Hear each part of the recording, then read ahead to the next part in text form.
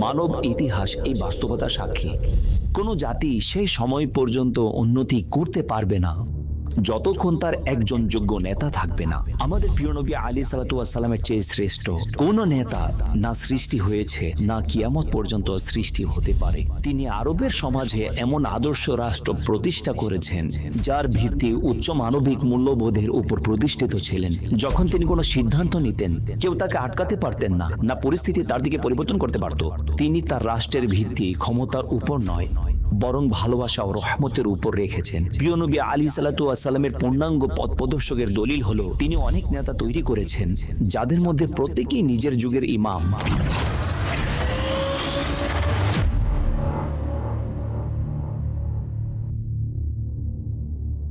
আজকের এই এপিসোডে আমরা জানব আমাদের প্রিয় নবী আলী সাল্লাল্লাহু আলাইহি ওয়াসাল্লাম একজন নেতা হিসেবে কেমন ছিলেন এবং তার নেতৃত্বকে মানব ইতিহাসের সবচেয়ে সফল নেতৃত্ব কেন বলা হয়। দর্শক, মানব ইতিহাস এই বাস্তবতার সাক্ষী। কোনো জাতি সেই সময় পর্যন্ত উন্নতি করতে পারবে না যতক্ষণ তার একজন যোগ্য, দূরদর্শী এবং চরিত্রবান নেতা না থাকে। যদি আমরা মানব ইতিহাসের মহান নেতাদের ব্যাপার অধ্যয়ন করি, এই বাস্তবতা দিবালোকের ন্যায় স্পষ্ট হয়ে যায়।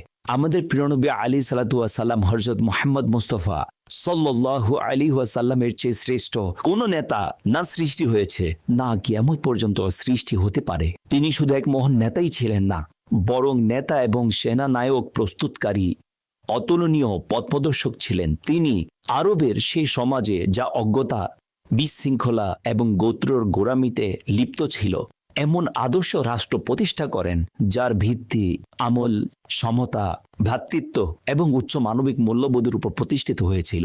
অথচ এই জাতির না রাষ্ট্র ও শাসন কার্যের জ্ঞান ছিল, আর না তারা পারস্য, রোম, গ্রিক অথবা চীনের মতো সভ্যতার উত্তরাধিকারী ছিল। কিন্তু নবী করিম আলী সাল্লাল্লাহু আলাইহি ওয়াসাল্লামের নেতৃত্ব তাদের দুনিয়ার সর্বোত্তম জাতি এবং মহান সভ্যতার প্রস্তুতকারক বানিয়ে দিয়েছেন। দর্শক, প্রিয় নবী আলী সাল্লাল্লাহু আলাইহি ওয়াসাল্লামের নেতৃত্ব দক্ষতার এই বিষয়টি সুস্পষ্ট ছিল। তিনি সব ধরনের বিশৃঙ্খল পরিস্থিতি এবং হঠাৎ আসন্ন সমস্যা সমূহ তৎক্ষণাৎ নিয়ন্ত্রণ করতেন। কেননা মাঝে মধ্যে হঠাৎ তৈরি হওয়া বিশৃঙ্খলার ব্যাপারে যদি সঠিক সময়ে সঠিক সিদ্ধান্ত না নেওয়া হয়, তাহলে এর ফলাফল খুব ভয়াবহ সাব্যস্ত হয়। দর্শক, একজন মহান নেতার গুরুত্বপূর্ণ বৈশিষ্ট্য হচ্ছে তিনি শুধু বিধান কার্যকর করেন না, বরং নিজে সর্বপ্রথম তার উপর আমল করে নিজ জাতির জন্য বাস্তব দৃষ্টান্ত হয়ে ওঠেন, যাকে বলা হয় লিড ফ্রম দ্য ফ্রন্ট। আমাদের প্রিয় নবী আলী সাল্লাল্লাহু আলাইহি ওয়াসাল্লামের নেতৃত্ব এই মহান গুণে গুণান্বিত ছিল। তিনি যা বলতেন তা নিজেও করতেন। যখন তিনি কোনো কাজের আদেশ দিতেন অথবা কোনো কাজের নিষেধ করতেন, তখন সর্বপ্রথম তিনি নিজে করতেন অথবা তা থেকে বিরত থাকতেন। বদর যুদ্ধ হোক অথবা উহুদ, হুনাইন হোক অথবা অন্য কোথাও, তিনি সব স্থানে উপস্থিত ছিলেন। খন্দকের যুদ্ধে যখন তিনি গর্ত খননের আদেশ দেন, তখন তার সাহাবীদের সাথে নিজে অংশগ্রহণ করেন এবং নিজ মোবারক কাঁধে মাটি উঠিয়ে অন্য জায়গায় স্থানান্তর করেন। প্রিয় নবী আলী সাল্লাল্লাহু আলাইহি ওয়াসাল্লাম সকল মানুষের চেয়ে অধিক দৃঢ় সংকল্প রাখতেন। যখন তিনি কোনো সিদ্ধান্ত নিয়ে ফেলতেন, কেউ তাকে আটকাতে পারত না, না পরিস্থিতি তার দিক বদলাতে পারত। উহুদ যুদ্ধের সময় তিনি সাহাবীদের সাথে পরামর্শ করেন। তার অভিমত ছিল মদিনা অবস্থান করে শত্রুর মোকাবেলা করা উচিত এবং এই অভিমত অধিক উত্তম ছিল।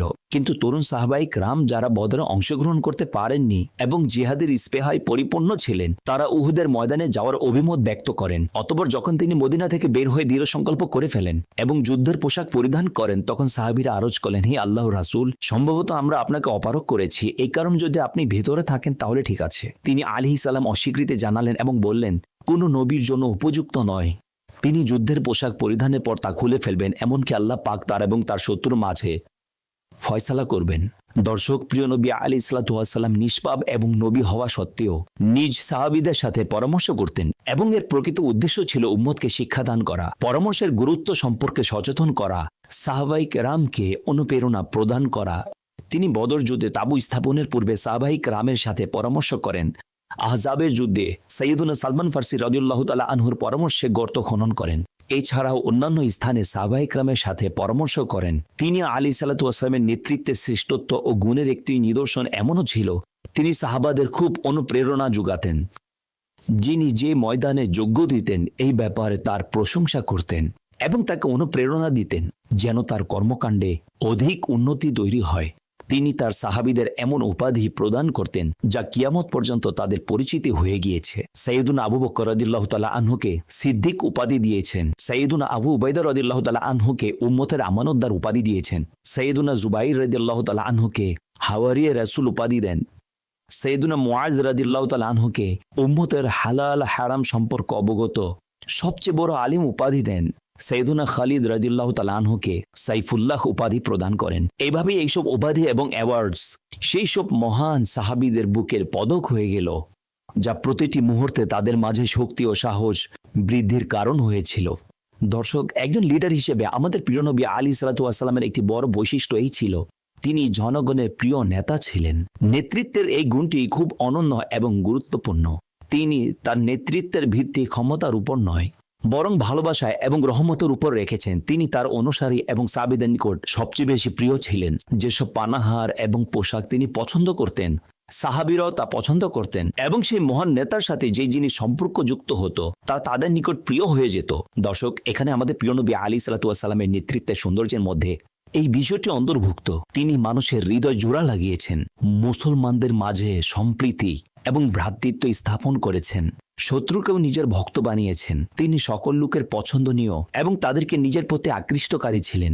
কাউকে নিজের হাস্যোজ্জ্বল চেহারা দ্বারা নিজের ভক্ত বানিয়েছেন, কাউকে কিছু উপহার দিয়েছেন, তো কাউকে মিষ্ট ভাষা দ্বারা আপন করেছেন। তিনি আলাইহিস সালাতু ওয়াস সালামের নেতৃত্বের একটি বৈশিষ্ট্য এমনও ছিল, তিনি জাতীয় রাজস্ব সঠিকভাবে ব্যবহার করেছেন। একবার তিনি আলাইহিস সালাতু ওয়াস সালাম এক ব্যক্তিকে জাকাত সংগ্রহের জন্য কর্মী নিযুক্ত করেন। যখন সে ফিরে এলো, সে কিছু সনদ পেশ করে বলল, এগুলো বাইতুল মালের, আর এগুলো আমাকে উপহার স্বরূপ দেওয়া হয়েছে। এইটি শুনে প্রিয় নবী আলাইহিস সালাতু ওয়াস সালাম মিম্বারে আরোহণ করেন, আল্লাহ পাকের হামদ ও সানা বর্ণনা করলেন এবং বললেন, একজন কর্মচারীর অবস্থান কেমন হয়? আমি তাকে জাকাত সংগ্রহের জন্য প্রেরণ করলাম, আর সে এসে বলছে এটি আপনাদের জন্য আর এটি আমাকে উপহার দেওয়া হয়েছে। এমনটি কেন হয়নি? সে তার বাবা কিংবা মায়ের গৃহে থাকতো, অতঃপর পরিলক্ষিত হতো যে তাকে উপহার প্রদান করা হয় কিনা। ওই সত্তার শপথ যার কুদরতি হাতে মুহাম্মদ আলাইহিস সালাতু ওয়াস সালামের প্রাণ, তোমাদের মধ্যে এমন কোনো ব্যক্তি নেই যে এই সম্পদ থেকে নিজের জন্য কিছু গ্রহণ করবে। তাহলে কিয়ামতের দিন সে এই অবস্থায় আসবে, সে তাকে নিজ কাঁধে বহন করবে। দর্শক, প্রিয় নবী আলাইহিস সালাতু ওয়াস সালামের নেতৃত্ব গুণ, অভিজ্ঞতা, ইমামত পূর্ণাঙ্গ পথপ্রদর্শকের দলিল হলো তিনি অসংখ্য নেতা তৈরি করেছেন, যাদের মধ্যে প্রত্যেকে নিজ যুগের ইমাম। সাইয়েদুনা আবু বকর রাদিয়াল্লাহু তাআলা আনহুকে দেখুন, তিনি তার শাসনকালে কেমন কেমন চ্যালেঞ্জ মোকাবেলা করেছেন। প্রিয় নবী আলাইহিস সালাতু ওয়াস সালামের ওফাতের সময় উম্মতকে রক্ষা করা, এরই প্রেক্ষিতে তিনি চমৎকার খুতবা প্রদান করেন। দ্বিতীয়ত, খলিফার বায়াতের সিদ্ধান্ত। তৃতীয়, মুরতাদদের সাথে যুদ্ধ, অতঃপর উসামার সৈন্যদলকে প্রেরণের ঘটনা। অনুরূপভাবে সাইয়েদুনা উমর ফারুক রাদিয়াল্লাহু তাআলা আনহু ন্যায় বিচার, দৃঢ়তা এই শক্তিশালী নেতৃত্বের উজ্জ্বল দৃষ্টান্ত হয়ে ওঠেন।